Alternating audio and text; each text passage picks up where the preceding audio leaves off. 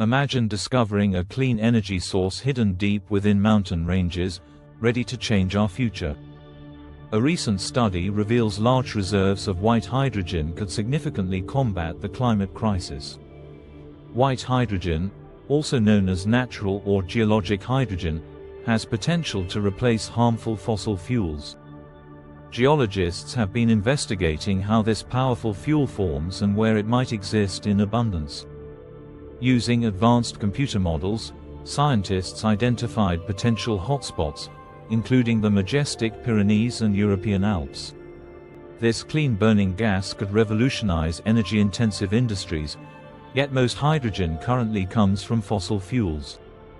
The accidental discovery of white hydrogen in Mali in 1987 drew attention to its untapped potential.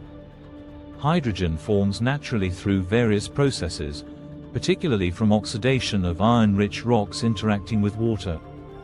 Mountain ranges provide ideal conditions for generating white hydrogen, according to new innovative research findings. While commercialization of white hydrogen will take time, its future could mirror that of oil's rise, bringing hope.